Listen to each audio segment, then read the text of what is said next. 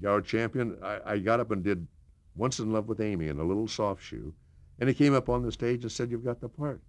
I've always thought we were almost identically the same height and build. I think he pictured himself on the part. And he said, I'll teach it. I said, "I can't really dance." He said, "I'll teach you to dance." And he did. Learning to dance and singing on stage. I knew nothing about that either. No, I'm not a good singer to this day. I come from the Burt Lahr school of vocalizing.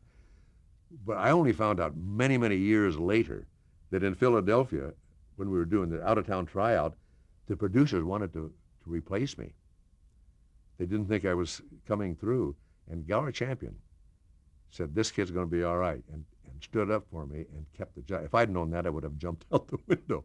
I was so thrilled to be up there doing that.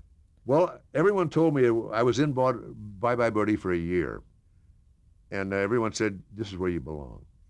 And I knew that there just wasn't the steady income from it.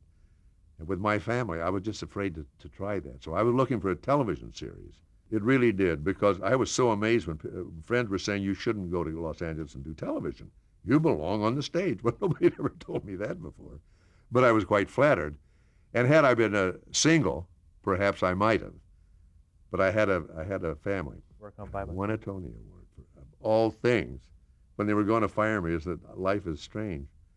The odd thing was that in those days, the Tonys were a very private little affair, and they would even broadcast, even on radio. And I had come out to start the television series. I won the Tony and didn't know it. Charles Nelson Riley had accepted for me. They had sent me a telegram, which someone had slipped under our front door, and it went under the mat. And the maid found it about 3 days later. And so my wife says, "What's this?" I opened. I had won the Tony. The excitement was over. It was all gone.